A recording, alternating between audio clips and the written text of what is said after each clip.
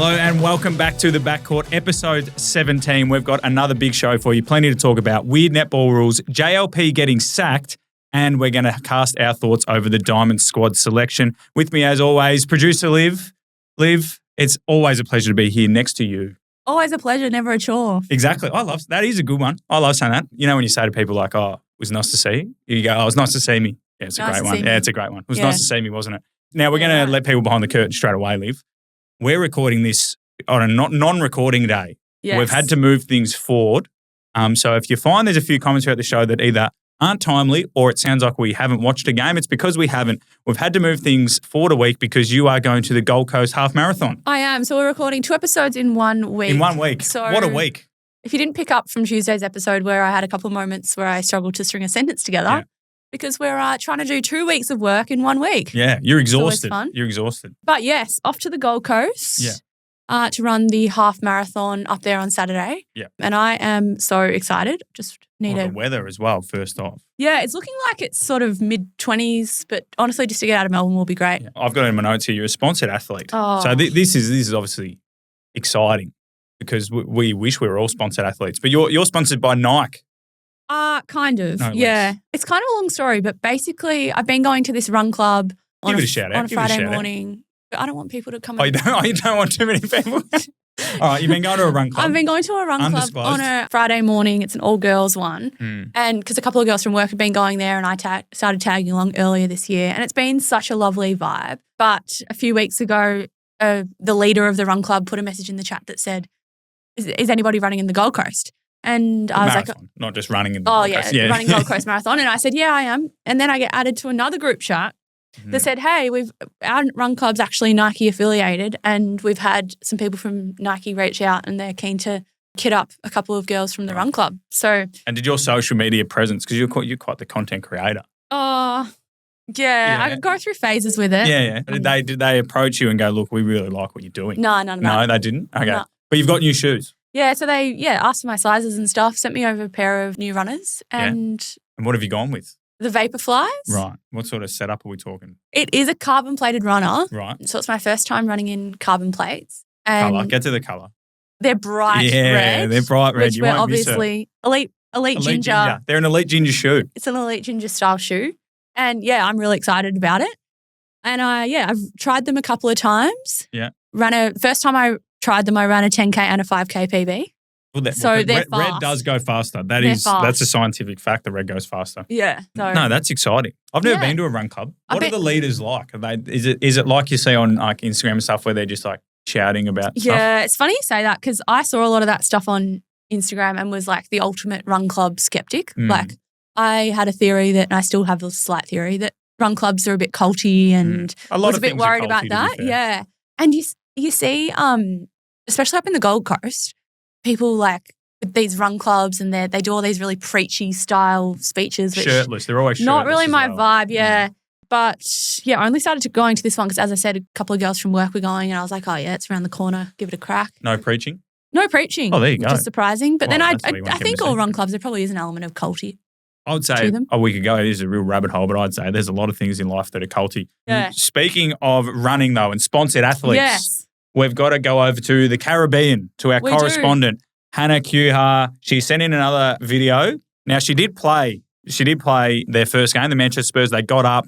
As mentioned, she was in the leadership group. You would have seen on our socials as well and Hannah's socials. She did a sponsored shoot with Mitsubishi. And I really like the style of content they do over in Jamaica where Mitsubishi's a sponsor. There's a car parked on a netball court and there's just the whole team, plus the coach who was suited and booted, looking very dapper, just holding a netball on a car.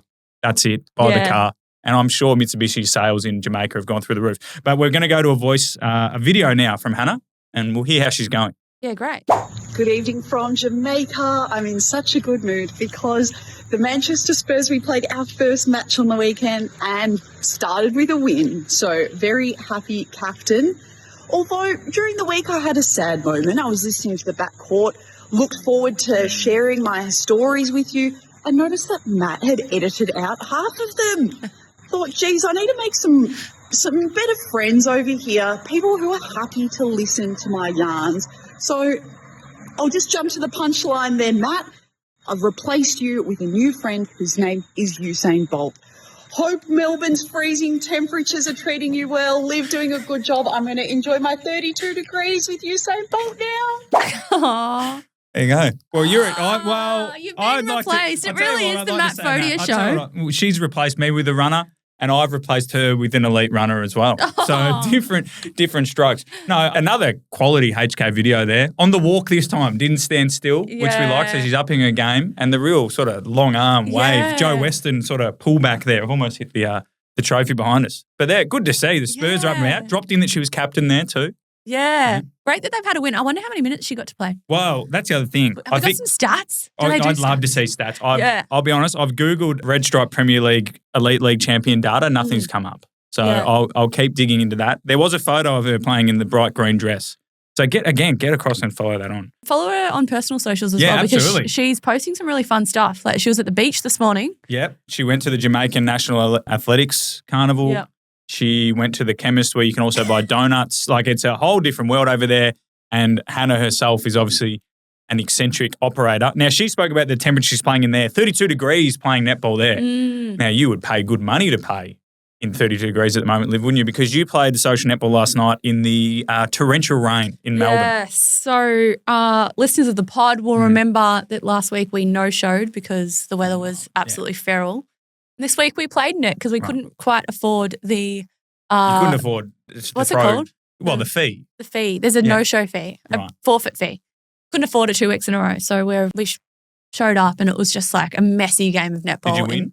No, we lost. So did you forfeit without forfeiting, but you forfeited mentally? Well, I don't want to say that because the other team that we played against played well, but we also were very cautious of not getting injured. Well, you got the marathon. Well, yeah. You wouldn't play in your elite ginger shoes, would you? Going up to the Gold Coast. No.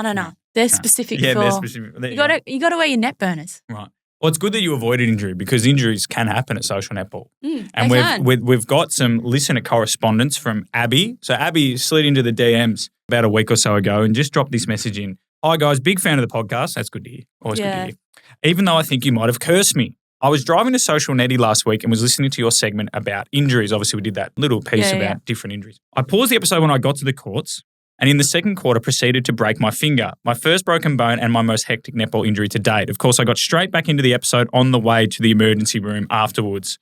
It was an intercept attempt where I collided with the shooter and my finger got tangled up. Very uncoordinated injury, and she's out for a good 2 months. Poor Abby. Oh, no. And that's Abby from Triple J as well. It is. So we're having a bit of a fan girl and boy moment. We actually, Abby, if you want to get us on Triple J, we'd love to have you. Well, we'd love you to have us. But no, that's disappointing. So again, people want to tell us about their injuries, and that is the dangers of social netball. So it's proved you right to not go and play in those conditions. Silly. But that is that's another one where she would have had to rock up to work the next day her finger with this injury busted. And explain that she did it at social netball. And it must have been a real tangle, Matilda Garrett small hand sort of stuff to get that in there break it. Speaking of more correspondence. So Thunderbird's coach, Tanya Ops, I opened the DMs yesterday and I'd seen she'd replied to our reel about small hands. And she said, I think they've got this wrong. And I replied to Tanya and said, oh, please elaborate. And Tanya replied saying that she thought she was replying to Tilly, which is funny and just really fits the Tanya mold there. That's exactly what I thought it would be. But apparently she gets her hands into small places rather than having small hands. Oh, right. So Seabass has just got confused there, which has happened to the best of us. Yeah, fair enough. I'd like to think, though, that Caitlin's actually asked one of her teammates and they've played a joke on Seabass there, but we move on. Yeah, we do. So speaking of weird netball stuff, we've got some weird netball rules. We've got a voice note here from Anonymous who was watching some very high-level local netball on the weekend and just noticed a couple of weird netball rules. We've done a few segments on weird netball rules and it just seems to be getting weirder and weirder every time. We'll have a listen to this. Hello, potty hosts, Matt and Liv. I'm just dropping you a memo to let you know about a strange umpiring call that I came across on the weekend. So I was out in the country to watch my two sisters-in-law play netball, watch their match. Got to say, umpiring was elite. We stayed to watch the B-grade game and it was brought to my attention that there was an umpire who was calling a rule that I had never heard of in my 30 years of playing netball. So she was calling inevitable contact. which I'd never heard of. So I went to the World Netball website. I looked it up. Yes, it's a rule. It basically means that if there's a player being sandwiched by two defenders and they are not able to move without causing contact, that is inevitable contact. However, this umpire was calling it every single time that the goal defence dropped back onto the holding goal shooter and covered the front space, and the goalkeeper stayed behind the shooter and covered the back space. An incredibly common defensive structure that any league will play, including Super Netball. And it's just super, super common. So this umpire was calling it any time that defensive structure was set up. So I'm talking like a good dozen plus times in the game, and it just completely ruined the flow of the game. I'm not convinced she was implying the rule correctly because the goal shooter still had room to move. They weren't actually physically touching the goal shooter. So anyway, that rule was new, came to my attention. I don't know if any other backcourt listeners have any other bizarre rules that they didn't know existed that they've been called for, but I'd be very keen to hear. There you go. From Anonymous. Interesting. Yeah, very interesting. Obviously knows a lot more about netball than we do. I was going to say, describing that play. No, it was good for me because it painted a picture for me though. The front space and the back space. I like the fact that the players knew before the game that this umpire, this umpire's done it so often that when she turns up, all of the players have gone, right, she's going to call us for inevitable contact here, which is good. Isn't it funny? Because obviously different umpires would have different rules that they probably are sticklers for. Yeah. But what a niche one. Well, it's a very niche rule. And I like the broadness of the rule and the definition, the subjectivity of it, because inevitable contact just means, if we're just looking at the definition, just means that eventually there's no way that person wasn't going to make contact, right? But if I went down and watched a certain standard of netball, there's a few players where I could just go, they are inevitably going to make contact with someone. So I'll just to avoid injury, I'll just pay it now. In fact, I'd actually argue that netball is a game of inevitable contact. Exactly. So the whole time we should just be blowing the whistle. Imagine watching Amy Parmenter and go, well, you are inevitably going to make contact with someone. I'm going to blow the whistle now and save time. Oh, netball. So but what we did, netball, that could be the title. That's a great one. Lighten up, netball. That's what people around the country sighing that on the weekend. So obviously we put that out to social media and we said, what are some weird netball rules you've had against you or had paid in your games? Now, this can be both rules like inevitable contact that we didn't know existed, and also times when the umpires have probably panicked and just said, there's not a rule, but that you can't do that. Yeah. Which is pretty common. Yeah, we got some pretty weird responses, hey? Do you want to start us off? Yeah, sure. Okay. So Claudia, she wrote into us and let us know that she was told by an umpire in under 12s, so very young, that she had to stand further than 3 feet away because she was too tall. Right. So and then Claudia replied back and she said, so at age 12 she was 6 foot, which is very tall for a 12-year-old, an 11 or 12-year-old. So I think what's happened is, and we've seen footage of junior netballers playing, obviously the hoops are still the same size, the ball's still the same size, and they're quite small, so they've got to shoot. It's a different style. Oh, yeah. So I sort of get what the umpire's doing. Yeah. Like they're trying to probably make it that, okay, give this kid a chance. But it does feel a bit harsh that the way it was delivered to Claudia, rather than saying, hey, do you mind letting her have a shot? They've just said, hey, you are too tall.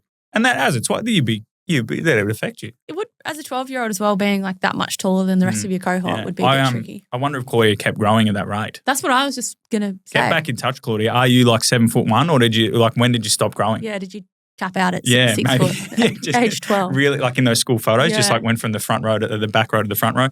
Jade got in touch. She said, falling over with the ball, and when you get up, no matter where you put your feet, it's not stepping. Now, we had a coffee before, and Producer X and you were pretty adamant that's not a rule, but Jade's just saying what was paid. Yeah. Now, if you wanted to really bend the rules, you could just fall over and not get up and just sort of scoot like a dog, dog with an itchy bum up the court. Dog with an itchy bum. It is a funny one because it's awkward, like if you fall over with the ball, then being able to stand up without moving your feet. Because you're meant to press off the ball. You see players do that, don't they? Sort of a push up. But I think most umpires apply like a tiny bit of leniency. Common sense. But you sort of got to keep your feet roughly where they were when you fell over. So it's a bit odd. Maybe in her league they're not really – they're very lenient. Yeah, either very lenient, ultra lenient. That could be – see, in my mind that's inevitable stepping. Yeah. If inevitable stepping is a good one. You were definitely going to step there. Charlize, that's a great name, by the way. Great name. Charlize, my opponent tunneled me. So tunneling, like I believe Charlize was jumping for the ball and her opponent sort of just made sure that she was going to hit the deck, which is really, really dangerous. Wait, so So it happens in footy. So someone's gone for a quite spectacular mark, a specky, if you will. And I'm trying to take a specky over you. And rather than just letting me do that, you sort of back into me so that I flip over. Okay. Which is really dangerous. You can get suspended for it in AFL. And Charlize's opponent has tunneled her. So I'd like to know in what situation Charlize has tried to jump over her opponent to attempt to take this ball. And she got called for a dangerous tackle in netball. A dangerous tackle in netball. I would say all tackles are illegal in netball. Yeah. And also tunneling on an asphalt court is really fucking dangerous. Do you want to know what me and my friends call tunneling? What do you call it? Such a side note. If we're at the footy and it's a kind of average game, we'll be like, want to tunnel the second quarter? and go to the bar? Go to the bar, get stuck in the bar for the second quarter, get stuck in the tunnel, then come back out for the third quarter. There you go. It's a different. I like that tunneling. That's a much more exciting tunneling than the one we described. But yeah, I don't know about tunneling, the proper version of tunneling on a netball court. Well, it seems like an outrageous situation that Charlize has jumped high enough to be tunnelled. But again, if you've got any more information, let us go. You've got one from Ruby. Ruby let us know that she was called for offside when she was just going to get the ball. Yeah. This was another one that we sort of like went back and forth over at coffee. I think the umpire's in the right, but common sense. The pub test, it should be fine. Ball's dead. Yeah. I assume. This is also one of those like petty little rules that should just be, Because if the only reason why I can see this, like where I don't understand this is it can't be offside if they're just going to get the ball because that implies that the ball is already dead, which means that the whistle's already been blown. Yes. And the umpire I believe that the umpire have to implement whatever the first whistle was that was blown. Right. Again, we had coffee before this and producer X, who knows much more about netball than us, was telling us that you can't go out of play at any time. Yeah. Even if the ball is dead, which personally to us was just like, just let her go get the ball. Yeah. But it also says more about her teammates. Why aren't they just getting the ball for it? Exactly. But I've noticed that this has become more of a rule that they're implementing since they included rolling subs. Yes. Because with rolling subs... so you can't just run on anywhere. Yeah, you can't have your goalkeeper running through the middle third to get you should allow that though. You should be allowed out of play for like 3 seconds. Yeah, I agree. Yeah. So you got 3 seconds in there. Anyway. We had a couple of shots last night in our game that would have been 4-pointers based off our conversation the other week. You guys just let them rip? Yeah. Is it allowed? No. No, you just did it anyway. No. Nice. That's how much respect you had for the game. We've got a few more. We'll go through these quickly. Myla says you can't roll the ball. Well, the Mavericks proved that wrong in the last game. Yeah, what is that? Can't roll the ball? Again, I don't know enough about it. I assume you can't roll it on purpose. Or is it that it's a short pass? Probably. I don't know. I assume that just means you can't get the ball and like 10-pin lawn bowl it up the court. But I don't know why you need a rule for that. Like surely it's not advantageous to do that. Well, in my mind, the only time it would be advantageous to roll the ball would be getting it into the goal circle. Yeah. Which I think I'm pro it. Again, what's wrong with that? I love a little like bounce sort of pass. Imagine like, low ball. Mundy's on the edge of the circle and just like flick past like a sort of 10-pin bowling spin pass around the defenders. Yeah. I like it. Belinda's got a goal disallowed because of spectator comments. So I don't know how that works unless they were trying to put off the defender. So it says here the goal attack had to take a shot again. So I think that implies that the goal attack's taken the shot, but it's been spectators from that same team that have it's the goal attack. Yeah. Sledged the defender. But and then the umpire said, you know what? Chalk that off, go again, shut up. Which is again, netball, lighten up. Yeah, and it's also just umpires on power trips, I personally think. We don't need to circle back to that. Yeah. We haven't got time to do a segment about that. I think that's another example of netball lighten up. Yeah. Netball lighten up. That's our new catchphrase. And Sarah's the last one, not being able to catch the ball in midair when jumping back onto court. So she's off court and she's coming back onto court to receive the ball and she jumps from outside the court onto the court. She can't catch it before she's landed again. Because she hasn't been on the court yet. Oh, ridiculous. Which is again like, fuck, who gives a shit? But honestly, they made the rules. That one reminds me of, I hate the defending out of court rule. So you can't defend out of court? Well, so if the goaler is right under the post or something and you're trying to defend them shooting. Yeah. And I don't know, you might be stuck sort of out of the court. You can't be defending from outside of the court. Because attackers can run around, you can run out of court to get to the other side though, like in ice hockey. Yeah. So if they do that, you can't defend them. Or maybe it's an attacker's game. What can the defenders do? Yeah. They can't tunnel. They can't defend out of court.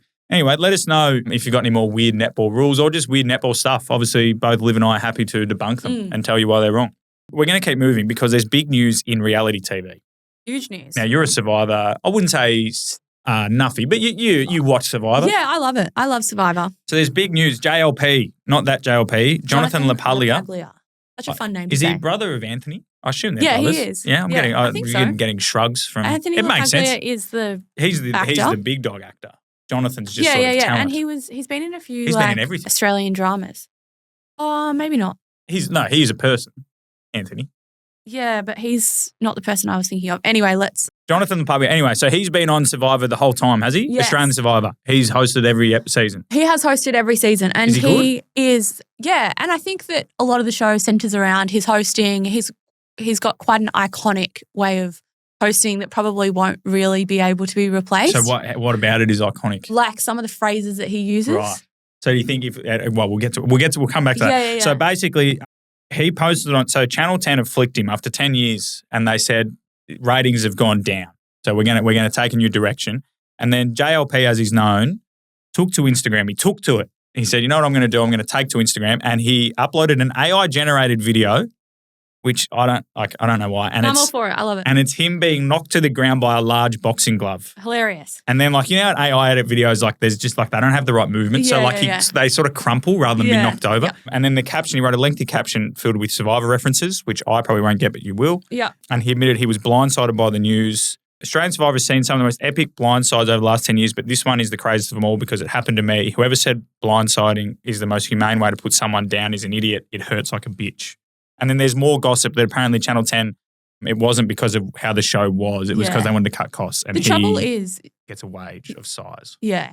They keep rolling out the same contestants and they keep doing best of the best and all these sorts of seasons. So it's not his fault. No, it's that it's absolutely not his fault. It's just that people are sick of watching George from Western Sydney. Do push-ups. Who has a idol tattoo. No, an idol tattooed on his chest. A Survivor idol. A Survivor idol. Is it because so he was in an original one and they've got him back? Yeah, he's like this Survivor nuffy. Anyway, they keep bringing back the same people and people just want to watch the random punter rock up and I want to see an unathletic man try to survive on an island. Yeah. Whilst the very athletic JLP wanders around. So basically there was Survivor legend David Gannat. I don't know. Yeah.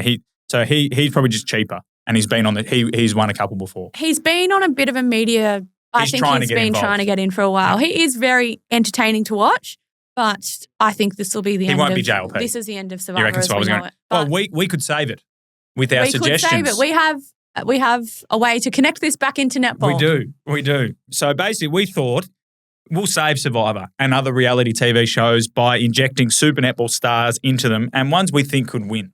Exactly. So we're going to start with Survivor first. And these people need a bit of killer instinct, don't they? Like that real bit between the tweet. That dog in them. That dog in them. So let's start. I put in Kate Maloney. Yeah. Now, again, I don't watch much Survivor. Yeah. But I have seen on social media the clips where they're ridiculous challenges where you've got to hold yourself, basically doing a chin up for an hour and a half. And if you're the last person to drop, you get immunity. Yeah. She just would be able to mentally just she'd stay up there for a week if she had to. Yeah, she's got that endurance. I also think that white line fever that we see from Kate Maloney is effectively what wins games of Survivor. I think she'd be able to play a social game. I think she'd be very, very strong. Oh, you reckon she'd be good behind the scenes too? Because there's a bit of politics involved, isn't there? Ali Smith. You put her in as well. So tell me what you're thinking there. I reckon underrated dog. She's got a little bit underrated dog. Maybe not this, she'd be good at the physical challenges. I don't know enough about Ali in terms of political stuff. Yeah. But from what I've seen as well, I think people at home don't have any voting on Survivor, do they? No. You're just voyeurs. And then Georgie Horgis is the last one. Yeah, well, Georgie Horgis would just kill them with kindness, right? Yeah. Nobody would want to vote her off because she's just... And she does have some dog. So lovely. The trouble with Georgie would possibly be that she would get to the end because they wouldn't want to vote her off because she's so lovely. But then she wouldn't be able to, her pitch for why she's won Survivor. So how do you win Survivor? It gets to the end. So at the very end, the last two people have to put together a pitch to the jury, which is all of the people that have been voted off. Right. And they decide who wins. Right. So it's like an opening statement. Yeah. So you'll say, this is how I played the game. So, these are my big moves. So she'd be odds on for second place. Yeah. If you were a betting person. Yeah. Oh. Well, but we thought Survivor, so that's Survivor done. Yeah, that's Survivor. But what about the block? The block, right. Now, Jamie Lee Price, JLP, the real JLP. The other JLP. Now, we've seen, obviously, recently that she and her partner, Harry, are renovating. Mm. They're renovating in Melbourne. So we'll follow along closely. Maybe the block's in their future. It wouldn't shock me. I could see Jamie Lee. I think more of a creative director. Yeah, I think she would have the styling and the... Because again, I don't watch too much of the block, but it always seems like there's like a couple of couples that just like have a real vision for like that high end. That's all you have to be able to do on the block though. Because there's so many tradies there. Yeah, it's just logistics. But then again, like with Jamie Lee, the netball off-season is so much longer than the AFL off-season. Obviously, Harry plays for Collingwood. Yeah. Perhaps she's putting in some extra work. How long do they get on the block? How long does it go for? Or the actual production? Like, sure, they build the houses over a normal period of time. Oh, I think it's like a few months. Yeah. Yeah. Oh, Harry could find some time. He'd just pop in. Anyway, we'll see. Liz Watson for the block. You put that one in there as well. I've got a sneaky suspicion that Liz would be handy on the tools. She's just good at everything, right? I just reckon they'd be doing something and they've run out of cash and they have to do it themselves, like painting or something like that. I just reckon she'd be able to do it. Yeah. Just got that feeling. She does, doesn't she? It's a bit of a gut feeling thing. And then Macy Gardner, I agree with this one. She just has that work ethic, right? Yeah. She knows how to keep a team going. Head down. Yeah. She's one of the ones like the fans at home, like she hasn't had any screen time. And then the end of the week when Scotty Cam's spinning that big chalkboard around, like she's just like saved money because she's done it all herself. Yeah. And then when they have the infighting, because there's always infighting on these reality shows. Yeah. She wouldn't take shit, I reckon. Yeah, she'd be good. She'd be fierce. Big Brother. Yes. Big Brother, you need to talk underwater. So we'll just fly. These three are pretty obvious. So Big Brother's obviously you're locked in a house for a long period of time. You've got to entertain yourself and others. Yep. You've got to socialise. You've got to entertain yourself and others. You've got to be able to win challenges. Yeah. Yeah, and win over people at home. So we've got three. Who have we got? We've got Ava Black. Yeah, could talk for days. Could talk for days. Friend of the show. Hannah Mundy. Another friend of the show. Two friends of the show. Hannah Mundy would be good because she would, you could see her like, again, Big Brother back in the day where they would sort of recap the day and it would pan to a room and she's got the rest of the contestants doing a dance. Yeah. I could see that happening. She's just a fun girl. So I think she'd be great on Big Brother. And Shimona Jock. I think she'd be a fan favourite because she would just say the most random like funny shit out of context. You could see an Instagram account called Out of Context Shimona Jock. I love that. Yeah. So I think that's one for Big Brother. Last couple. Yeah, I'm a Celebrity. My favourite. You can take this one and run with it. I think that obviously to do well on I'm a Celebrity, they tend to go for celebrities who have a bit of a story and have things to open up. Yes, because everyone at one point gets to like do the thing where everyone crowds around and they chat about it. Yep. I'd love to see Danelle Wallum on I'm a Celebrity. Yeah. I think she'd have some great stories to tell. There's a massive story there. Katie Ann. Well, we've seen her on Uncovered. We have, and that story was incredible, so heart-wrenching. But I think she also is she's the sort of person who just like uplifts a room. And so I think she'd be great value in the jungle. Yeah. And then Mary Cholak, speaking of Uncovered. Yes. And her story is incredible too. Like she was born in South Sudan, moved to Uganda. Yeah, tell me more. I haven't had the chance to watch it in as much detail as you. So tell me more about Mary's story because it really struck a chord with you. Yeah, well, she's just had a really, obviously escaped South Sudan with her family on a bus, went to Uganda when her mum was pregnant. Her dad had died the year before. Yeah. Went to Uganda, sort of grew up there and then fell pregnant at 19. Very early. Which was sort of frowned upon in that culture because it's quite normal for you try to find your daughter a family to marry into where, and a lot of money is exchanged. She explains that in the video. But I think that, and then netball basically helped her to sort of find this life. And so she moved over to the UK where she had to leave her 18-month-old son at the time, Jackson, in Uganda with her mum. And obviously now she's in Brisbane with the Queensland Firebirds and little Jackson, who's 8 years old, looks like he's absolutely thriving in Brisbane. But that story is just incredible. And I think that want to go well on I'm a Celebrity. Yeah, definitely. It's a great story. And all those Uncovereds have been really good. And they've differed. Obviously, Riley Batcheldor had a bit more about her knee reconstructions. Yeah. Verity was playing against her old side after a year off. But the last two, Katie Ann and Mary, have been a lot more pulling at the heartstrings, haven't they? Have been, yeah. Are there any stories we don't really know or hadn't known about them? So it's been a very good series. Yeah, it's always so interesting to find the stories behind athletes because when you watch them play, you never know what's going on. You just see them as performers on a screen. Exactly. We will come back to one last sort of thing. So Dallas Cowboy Cheerleaders is all the rage at the moment. It is all the rage. Have you watched it? I've watched it vicariously. So my wife will have it on and I'll sort of like pop in and out of the room. So I gather the idea of it. So basically it's very cutthroat. Yeah. The trials and the way they I remember from season 1, there was an episode where they said, we're really excited about next week. This is our travel routine or travel, schedule. And then they just said, oh, by the way, we'll see you all next week. Oh, by the way, Liv and Matt, can you stay behind? And the 2 girls just start bawling their eyes out because writing on the wall. I'm done. About to get cut. And everyone else is like, oh no, you'll be fine. They just want to, get your uniform sizes. And they walk off and then there's hard cuts and they're like, oh yeah, they were fucked. They were gone. So we were thinking, which netball team could do that? Yeah, so it's like a behind the scenes sort of series. Yeah. I think you need to have a coach that's hardwired. Yeah, and wants it.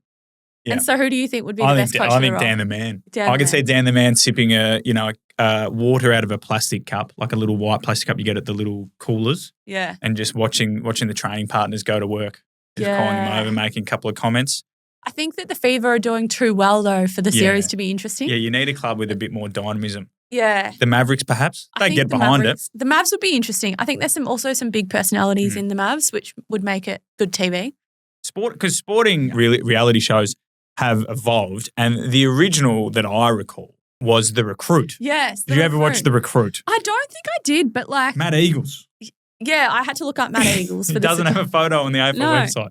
Matt Eagles. So basically The Recruit was local footballers. I think it was 20 or so. And Mick Malthouse did one season and Michael Voss did the other, and both have gone on to be ruined by Carlton. But basically the players would do a series of challenges.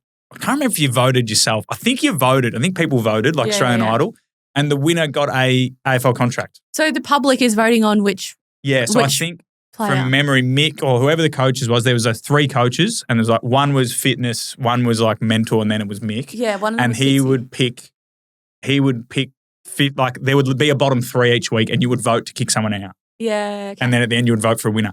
Anyway, Matt Eagles won, and then AFL clubs had the option. I assume that they were given money to be like, can someone please take these players? And Brisbane took Matt Eagles, and he played when they were shit, but he still played. And it was a great show. It was great for any young kid to watch. Should netball do The Recruit? Yeah, I think it would be a great one for raising the profile of netball, and good timing at the moment with the Netball World Cup in 2027. There would be players that are coming up through the ranks now who are about to break through, who are going to be the superstars of that World Cup in 2027. So I agree with that. And it's time. And so basically what we want people to do is, we can probably come up with who would be the coach and stuff. Oh, yeah. But we want people to send in nominations. Yeah, we could do this. Who should be on the Recruit netball? So we sort of done some local stuff, but we want people to send in local superstars that were missed, for some reason or whatever, to come on the Recruit, and we'll do the Recruit netball. Yeah. HK would probably want to go on herself. Yeah. She'd be a great nominee. HK can definitely go on the Recruit. Well, she's made it though. Yeah, she's already got a professional contract. She's off hanging out with Usain Bolt. Yeah. Anyway, the Recruit. Yeah. I used to love watching the Recruit. Let's put that out to our people and see if they can give us some suggestions, some recruits, nominees, some recruits. I think it's just recruitees. All right, before we move on to Netty News, we just got a reminder: Backcourt Pub Trivia tickets are on sale now. When this drops, when this episode drops, they could be sold out. Hopefully, they are for our sake. If not, there'll be a link in the socials. There'll be posts going out. Remember, it's at the Royal Saxon, July 31, the Thursday before the grand final. All the stuff you love about the pub. You've got drinks, you've got food, you've got us. You've got a chance to show your friends you're smarter than the rest of them, and to win prizes both big and small. Yeah, pretty cheap. They're very cheap. $40-something? They're very cheap. If you know the right people, they might be 41. So again, get involved, get your table together, and we can do trivia stuff together and have a good time before the biggest night on the netball calendar. The biggest night on the netball calendar. Looking forward to it. In Richmond. Anyway, let's go into some Netty News. Okay, into some Netty News. Now, as we mentioned off the top of the show, producer Liv is taking her Elite Ginger Vaporflies to the Gold Coast to run the half marathon this week as it drops, which means we've recorded this a week earlier, which means we can't analyse any of the games because they have not happened.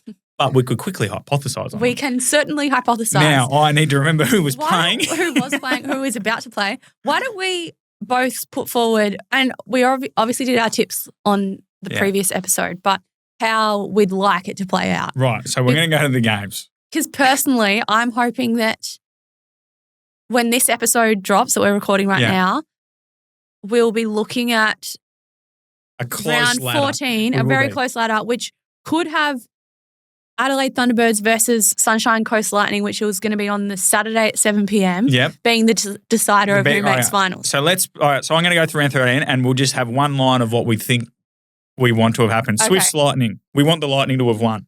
Yeah. So we need Lightning to win for round 14 to matter. Yeah. So Jane Cook, the replacement player, she's playing again and they've given her a go and she's dominated. Yeah. The City West Falcons, they're up and about. Lightning have won. The Swifts are in the bin. Mavericks have gone to Adelaide to play Titania Cantu. Yeah. Who do we want to win that? I think I think it doesn't matter as long as the Lightning win. I think we need both teams to win because they're currently on the same number. They're both on 24 points. So you want Thunderbirds to win? I think we need Thunderbirds to win. Actually, no. If the Thunderbirds lose, they'll just drop into fifth. Yeah. Lightning will be in fourth. No, it won't matter percentage. But Thunderbirds' percentage is slightly better. So if they win in round 14, they'll get back in. This is good podcasting. I like it. Do the maths. We need a live ladder on the screen. But funny thing about the Mavericks. This is messy. Piece of information about the Mavericks. They've never lost when they've entered from the stands. So there you go. 2 from 2. So maybe and they've never lost in their pride dress. So they have lost when they entered from the stands. No. Because they entered from the stands in round 1. No, apparently not. Apparently that was incorrect. I'd misremembered it. Who said that? A friend of the show, Liv Lewis, told me that. They've never lost when they've walked down the stairs. So okay. Well, I said to her, our friend, our friend, just not in front of the show, just friend. Yeah. No, I said to her, well, why don't you just do that at away games? To just come from the stands at the Adelaide Entertainment Centre. We'll see if they do that. Vixens, Firebirds, our Vixens will win. Our Vixens will win that. We've already said that, and they've won by a lot. Because and then the Swifts have lost, so maybe they can get second spot. Who knows? And Fever Giants, 11 in the row, and Janelle played in centre. So there you go. That's what happened in round 13. That's definitely what happened. Yep. And no one can prove that it didn't happen. Now let's talk about something that hasn't happened yet, but we can talk about the Diamond Squad. We can definitely hypothesize on the Diamond Squad. We can hypothesize on whatever we want. It's a free world. God. It's a free world full of sporting cults. All right, Diamond Squad predictions. I've got last year's one in front of me. I'm not going to read out the names. We're going to get into it though. Let's start with who do we want to see? Okay. Get a call up. I'm going to start with the fact that I'm ready for a bit of a shake-up in the Diamond Squad. You rip it up, start again. Yep. They lost to the Silverburns last year. Yep. If we were around at the time, it would have been an emergency podcast. Review it all, start again. It's crisis talks. Rinko, get the Rinkovic in here. Get Glenn Rinkovic in here. I think that we know that Stacey, when she is selecting, she does a lot of her selections based on combinations. Combos. Yes, which makes me... Red Rooster combos. Makes me think that I'm hoping we might see Kate Eddy get the call up. Right, so you want everyone's favourite, Kate Eddy. Is Kate Eddy everyone's favourite or is she just our favourite? Have you met someone that's ever said that they don't like her? No. No, that's another conspiracy theory from last week's pod. Yeah, Kate Eddy could come in. It's wing defence. But she does play another, like you said, other defensive positions. So the trouble with that is that obviously her second position is goal defence, and going into the Diamond Squad, you really do need to have two positions. Yeah. She's got two. Well, you just wing defence and goal defence. Yeah. But that goal defence position is quite highly sought after in the Diamonds. So you got Sunday plays both of those positions. Parmenter plays wing defence. This is from last year's squad. Jamie Lee plays wing defence at times. So does Kate Maloney. And then you got Westo in goal defence. Westo's like a legacy selection. Yeah. In terms of like she could be playing for Kuhar and they'd still pick her. And then Producer X has just dropped in. There's obviously a number of players as well. Like you got Matilda Garrett's in the squad as well. Tara Hinchcliffe's had a good year and Rue Backwell-Dore, and they all play goal defence as well. So vibes-based selection, Ketty's in. Yeah, Ketty's in. She's a viber. If we're making the selections. If we're vibing. She's in. If we're picking a vibes team. I still think we should pick an Oz A team. She's had her. What did we call it? It's like what are those fake diamonds Australia called? too. They could be the lab made because you've got the diamonds and then you could have lab made. Australia lab made. And they should play off. Yeah. She has had a really good season though. Oh, always has a good season. While you're looking up her statistics, I'll throw a couple of smokies in there. So they always love a smoky, does Rinko. They always love just to keep everyone excited because Australia just win, right? But then she never puts the smokies on the court. No, well, she doesn't want to do that. I'm being silly. It's about, I don't think Rinko listens. Maybe. Rinko, so what they do is we win all the time, so you've got to keep people interested. And like Survivor, they want to add in a new character. So what they'll do, Masonite, that's the fake diamond. Moissanite, that's the fake diamonds. That's what the Oz A team would be called. Thank you, Producer X. Moisenites. There you go, the Australian Moisenites. Anyway, funnier than Lab Diamond. Well, yeah, I didn't know how to say it. Anyway, so what Rinko does is to keep people coming back is she'll throw a smoky out there. So last year was Ash Irvin. They plucked her. Yeah. Didn't get on court. And Mundy. Didn't get on court either. This year, Tegan O'Shannessy had a good year. Limbs. They love limbs. Yeah. Fucking wacky, wavy, inflatable arm tube man from Family Guy. And Erin O'Brien is a young gun as well. And that'll get people snapping. Tegan O'Shannessy, that sticks with our combination theory because she obviously plays with Clow. Yep. And Maddie Turner, who has played. And is a friend of the show. Sold her car and we helped her sell her car, true. I think. I don't know if it's still for sale. So, yeah, I like that smoky. Erin O'Brien has had a great season. And she's young and everyone in Australian sport just loves picking a young person. I think we're more likely to see Erin O'Brien play Fast Five. Oh, is that going? I don't know. I haven't heard anything about it. Anyway, neither, but let's just pretend. Let's just hypothesize. All right. But I tell you who I would really love to see play Diamonds, Molly Jovic. Yeah? Is that how you say it? Jovic? Jovic? I don't know. Get in touch, Molly. But I think it's her turn. It's her turn. That's a good way to pick your national team. Paige, you've had your go. Taking turns. yeah. Paige, you had your go. Molly deserves a turn on court. Some bibs in the bowl, kids. Yeah. Well, lucky you said bibs. Yeah, okay, Molly, come on, pitch to me. I think she's had a couple of player of the matches in the last 2 weeks. She's been in form. She's underrated, I'll give you that. Yeah. I also think that she's a bit of a vibe. Yeah, we're going vibes. You're a real vibe-based selection God, operator. Yeah. That's all I've got. Who are you kicking? We'll get to that in a second. But when you look at some of the stats, she's 10th in pickups. She's had 18 pickups, and most of the people above her are all diamonds. I don't think I've got 18 pickups in my life. Neither. Bar Kate Eddy and Lisa Mai, who's also had 18. I was happy with that. Of course. Oh, no. Yeah, she's had a really good season too. She's going well. She's going well. And when she plays well, the Mavs play well. And as you said, Maloney, Paige, you've had your go. Stop hogging it. Stop hogging all the fun. I think I would just love to see them make some more movements this Do you want to do, what we'll do is you can put down your vibes-based selection. You can just give us 5. You could do a starting 7 of vibes. Vibes-based selection. Liv's Vibes Diamonds team. Okay. We'll do that in the socials. All right, we're going to keep moving on. Can Ruby Bakewell-Doring get back in? I don't know. She played a couple of years ago and then wasn't even in the squad last year. They preferred the young Irvin. They did. I think she. I don't think she'll get. No, it's hard because you got, like you said, you got Legacy Weston, you got Sarah Clow, she's in there. Garrett, you're not kicking out. Sunday's the future. Courtney Bruce, another legacy pick. Ash Irvin. Yeah. It's hard. It's a hard squad to get into because everyone's good. And especially when it is coming back to combinations a lot of the time because she's obviously. She might play in our Moisenite team though. She can play Moisenites. Yeah, she might be captain of the Moisenites. And she'd be vibes. I saw her. Yeah, well, again, don't give it away. Yeah. We want to keep the powder dry on the vibes diamond, the vibements.